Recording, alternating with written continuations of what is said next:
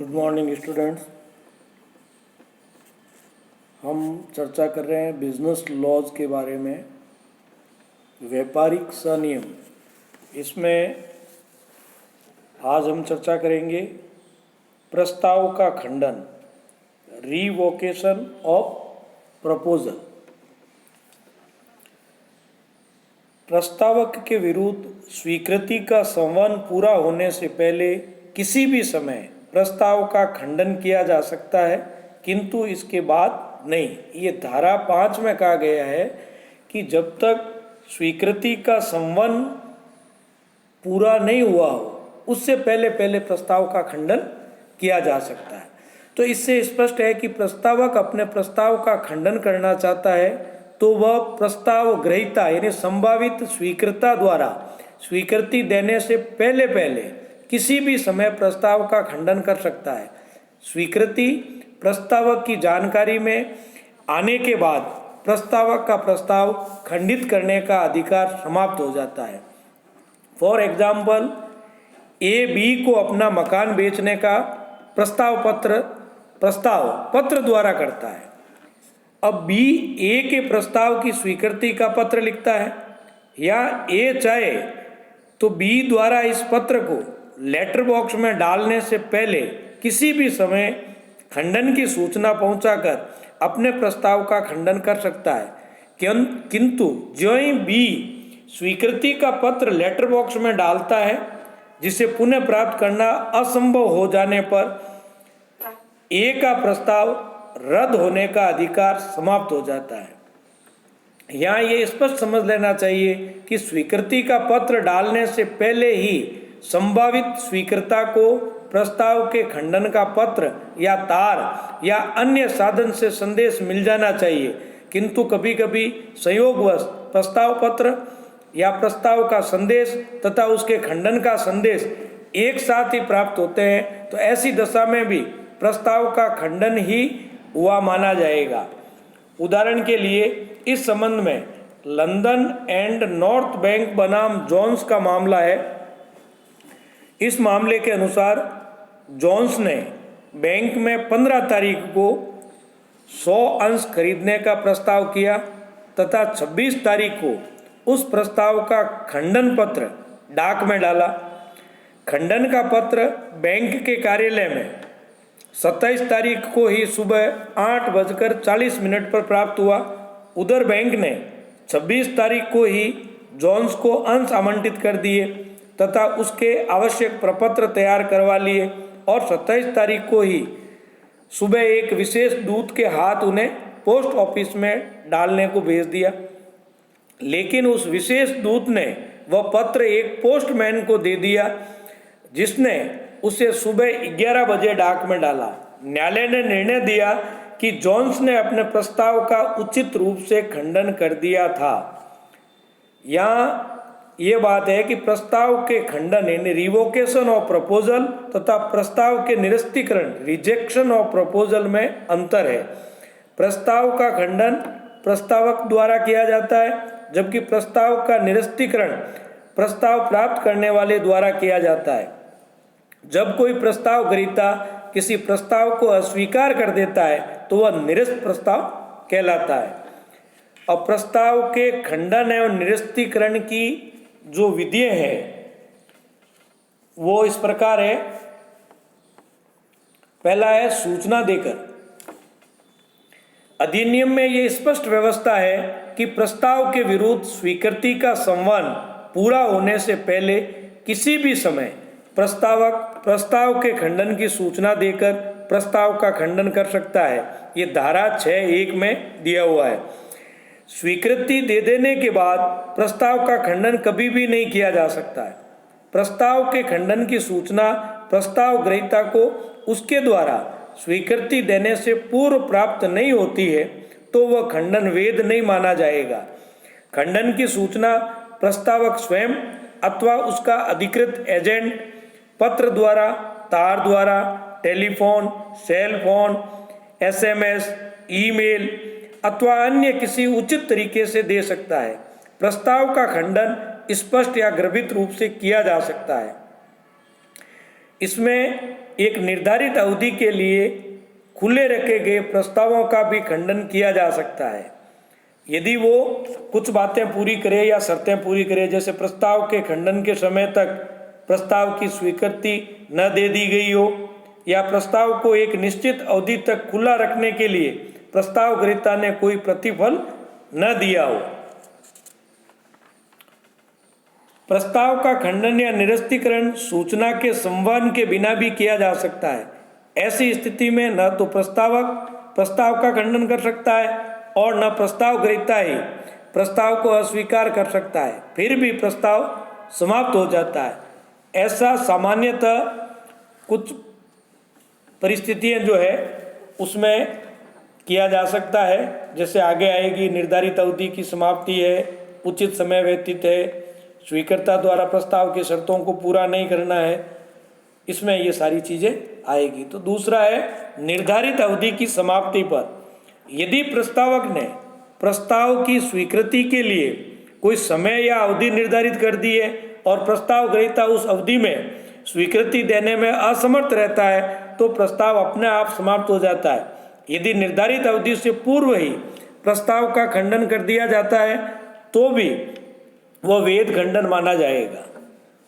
Next है उचित समय के व्यतीत होने पर यदि प्रस्ताव में स्वीकृति की कोई अवधि या समय नहीं दिया गया है तो उचित समय के बीत जाने के बाद तक स्वीकृति प्राप्त नहीं होने पर प्रस्ताव अपने आप समाप्त हुआ माना जाएगा। नेक्स्ट है स्वीकृता द्वारा प्रस्ताव की शर्त को पूरा न करने पर यदि स्वीकृता ने प्रस्ताव के साथ लगी हुई किसी विशेष शर्त को पूरा किए बिना ही स्वीकृति दे दी है तो ऐसी स्वीकृति वैध नहीं होगी। उस विशेष शर्त के द्वारा शर्त के पूरा न करने के कारण दी गई स्वीकृति व्यर्थ हो जाएगी तथा प्रस्ताव भी स्वतः समाप्त हो जाएगा। ये धारा 6(3) में है। फॉर एग्जाम्पल ए बी को ये प्रस्ताव करता है कि यदि उससे उसकी गाड़ी 10,000 रुपये में खरीदना चाहता है तो वह उसको 1,000 रुपये एडवांस भेज दे।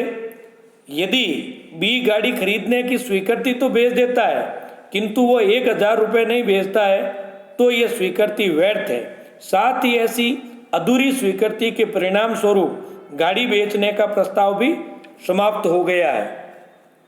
नेक्स्ट है प्रस्तावक की मृत्यु अथवा मानसिक अस्वस्थता की दशा में यदि प्रस्तावक की मृत्यु अथवा मानसिक अवस्था की अस्वस्थता की सूचना प्राप्त होने तक प्रस्ताव की स्वीकृति नहीं दी गई है तो ऐसी सूचना प्राप्त होते ही प्रस्ताव का खंडन हो जाता है। धारा 6(4) में इसका उल्लेख है। इस प्रकार प्रस्तावक की मृत्यु हो जाने पर अथवा उसके अस्वस्थ मस्तिष्क के होने की सूचना के बाद यदि प्रस्ताव स्वीकार किया जाता है तो ऐसी स्वीकृति व्यर्थ होगी। किंतु यदि ऐसी सूचना मिलने से पहले अथवा सूचना के अभाव में ही स्वीकृति दे दी जा चुकी है तो वह स्वीकृति वैध मानी जाएगी। नेक्स्ट है प्रस्ताव ग्रहीता की मृत्यु अथवा मानसिक अस्वस्थता की दशा में यदि प्रस्ताव किसी व्यक्ति विशेष के सम्मुख किया गया है अर्थात विशिष्ट प्रस्ताव है तो वह प्रस्ताव स्वतः समाप्त हो जाता है जब उस विशेष प्रस्ताव ग्रहीता की मृत्यु हो जाती है। इसी प्रकार यदि प्रस्ताव ग्रहीता स्वीकृति देने से पूर्व ही मानसिक रूप से अस्वस्थ या पागल हो जाता है तो वह स्वीकृति देने के लिए अयोग्य हो जाता है। परिणाम स्वरूप प्रस्ताव भी स्वतः समाप्त हो जाता है। कानून में परिवर्तन होने पर कभी कभी किसी प्रस्ताव के करने के बाद ऐसा कानून बनता है या विद्यमान कानून में परिवर्तन हो जाता है जिसके परिणाम स्वरूप उस प्रस्ताव की स्वीकृति से उत्पन्न होने वाले ठहराव का निष्पादन करना असंभव हो जाता है तो ऐसी स्थिति में ऐसा प्रस्ताव स्वतः निरस्त हो जाता है। स्थानापन्न प्रस्ताव काउंटर ऑफर अगर कोई करता है तो वो यदि प्रस्तावक द्वारा जो प्रस्ताव किया गया है उसमें प्रस्ताव ग्रहीता द्वारा परिवर्तन करके स्वीकृति दी जाती है तो ऐसी स्वीकृति वैध नहीं मानी जा सकती है, बल्कि उसे काउंटर ऑफर यानी स्थानापन्न प्रस्ताव कहते हैं। और ऐसे स्थानापन्न प्रस्ताव के कारण मूल प्रस्ताव स्वतः समाप्त हो जाता है। फॉर एग्जाम्पल, ए बी को अपनी गाड़ी 20,000 रुपये में बेचने का प्रस्ताव करता है, बी 15,000 रुपये में खरीदने की स्वीकृति देता है। ये स्वीकृति नहीं मानी जाएगी, ये स्थानापन्न प्रस्ताव यानी काउंटर ऑफर माना जाएगा। अतः ए का प्रस्ताव स्वतः ही समाप्त हुआ माना जाएगा। नेक्स्ट है विषय वस्तु के नष्ट होने पर। यदि प्रस्ताव की विषय वस्तु ही नष्ट हो जाती है तो प्रस्ताव का स्वतः खंडन हुआ माना जाएगा। फॉर एग्जाम्पल, ए बी को अपनी काली कार बेचने का प्रस्ताव करता है।